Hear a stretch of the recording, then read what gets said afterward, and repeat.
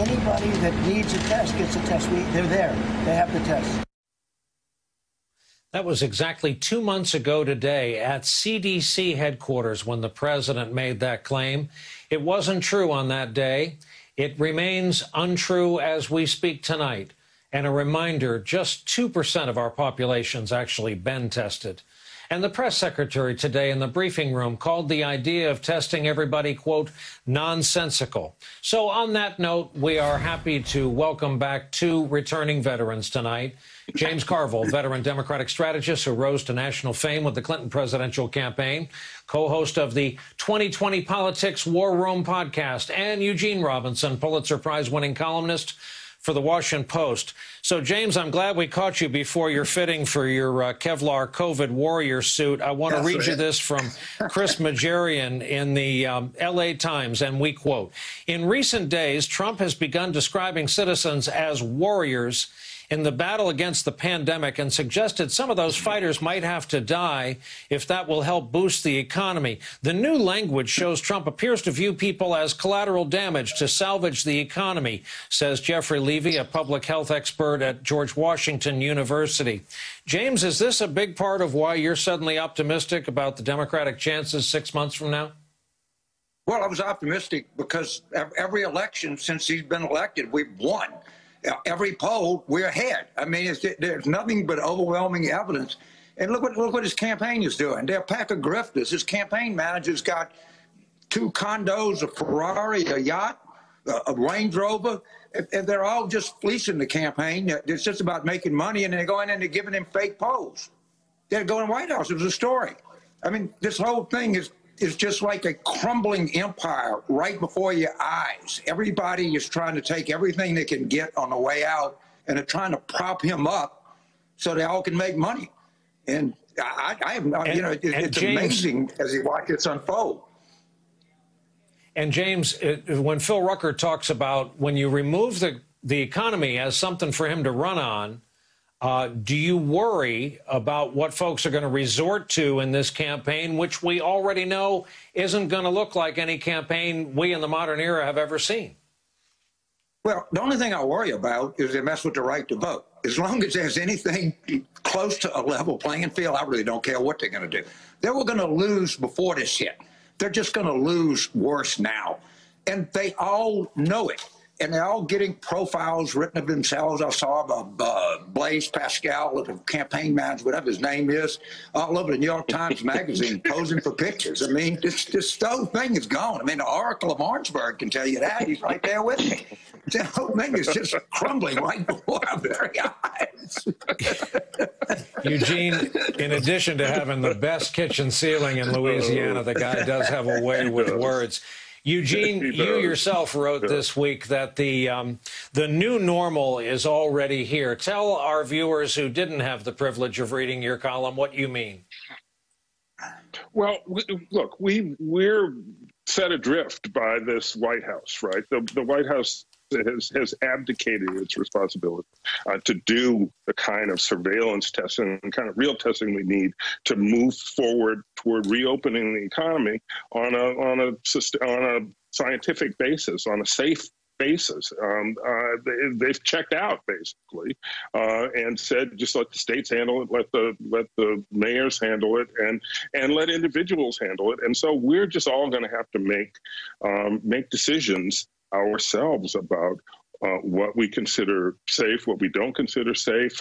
State and local governments, some regional compacts are getting together, and they'll move forward sensibly, I hope, and intelligently, at least some of them. But this is just a scandalous abdication of responsibility at a critical moment. You know, one other thing: this administration is not participating in a global effort to a sort of combine to find a vaccine. Now, we're trying to find a vaccine on our own and whatever, but there are a lot of powerful nations with great scientists joining forces. The United States should be leading that international effort, but of course, this president is not capable of that sort of thing. And so, you know, they find the vaccine first. We're at the back of the line. I mean, this is absurd. I agree with everything Captain Carville said. I mean, I think he's absolutely right. We're the Democrats are in a great position going into this election.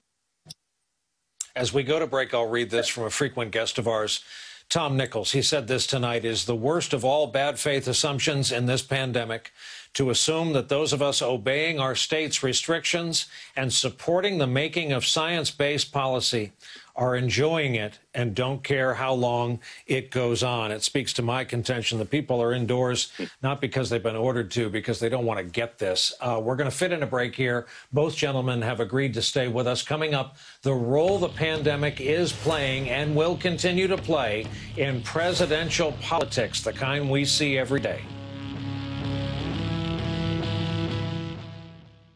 Audible is my road trip companion. It's kind of my quiet alone time. Audible is a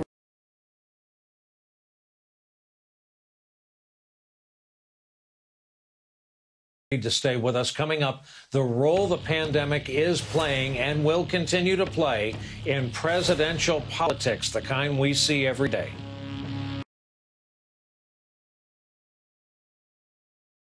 Microfiber towels and free shipping, but you have to call or click now. To order, call 1-800-439-3415 or go online at Buy Shine Armor.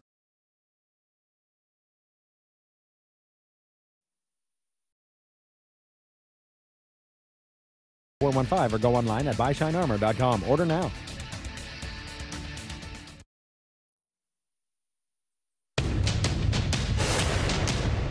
You see it with the stock market, where the stock market's at 24,000 and we went through the worst attack we've ever had on our country. This is really the worst attack we've ever had. This is worse than Pearl Harbor. This is worse than the World Trade Center.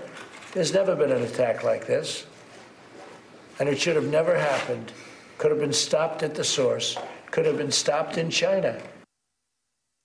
And that last bit right there is part of what's become the president's daily diversion to China, as he correctly was lamenting the damage piling up in this country. And a reminder, we're 6 months out from the presidential election. New Monmouth University poll from my home county in the great state of New Jersey shows more people would prefer that person nationally to be Joe Biden than Donald Trump, 50 to 41%. Still with us, James Carville and Eugene Robinson. And James, I want to ask about your side and the notion of punching back. Should the Biden campaign be holding a daily or thrice weekly, call it a resistance briefing, call it a medical briefing? We haven't heard from the task force in over a week as it is. On days when the president suggests maybe injecting disinfectant or inserting UV light where the sun normally don't shine, should there be some reaction from the campaign? Should the Biden group be putting out ads as biting as the Lincoln group, a bunch of lapsed Republicans? Well, first of all, I wrote a piece on NBC Think They Ought to Act Like a Pirate Ship. And let me tell you, the Lincoln group and the Bulwark, these never Trump Republicans, the Democrats could learn a lot from them. They're mean. They fight hard. And we don't fight like that.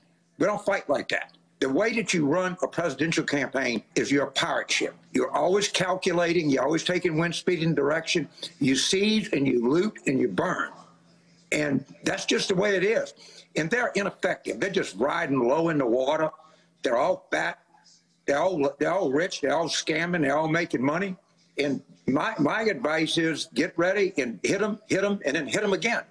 Because it don't matter. If the Dow was 35,000, he's not going to win. He wasn't going to win when unemployment was 3.5%. He's certainly not going to win now. But the idea is not just to beat him. It is to end the scourge of Trumpism in this country forever. And we can do that. It's within our grasp right now. Right now, they're just fleecing this thing. All they're trying to do is make money right now. They know what's going on. Everybody knows what's happening in this country. Eugene, a great man, once reminded a victorious presidential campaign, it's the economy, stupid. In your view, is it still the economy? And is the risk for this president a guy who has pitched himself to neighborhoods of color in this country the same way he has pitched himself to potential takers of hydroxychloroquine. What do you have to lose? Does he have to worry now that people are going to sit down and figure out exactly what it is they have to lose? He has to worry a lot because, look, I think if the economy were roaring, if it was not, as Donald Trump claims, the best economy in the history of the United States, but even if it were, he would be in trouble in this election. He and the Republican Party would be in trouble. And polls are showing that not just nationally, but in the battleground states, in Senate races. And so I think James is right with his sort of Jack Sparrow strategy for what the Democrats ought to be doing.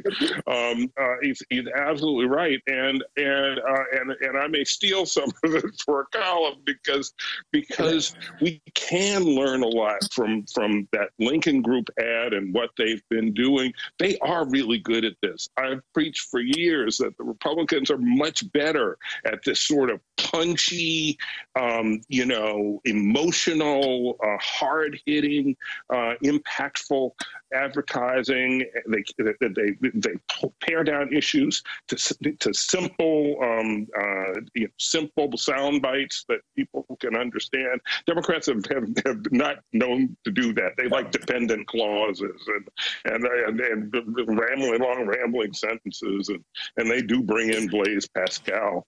And so they can definitely learn a lot from what the Lincoln Group is doing. This is no time to let up. This is time to put pedal to the metal, because I think the opportunity is there for a blue tsunami. I really do. Yeah. Well, I'll have what these two Churchill gentlemen are having. Hey, James, I'll give you 30 seconds. What do you got? Churchill said, if Hitler invaded hell, I'd side with the devil.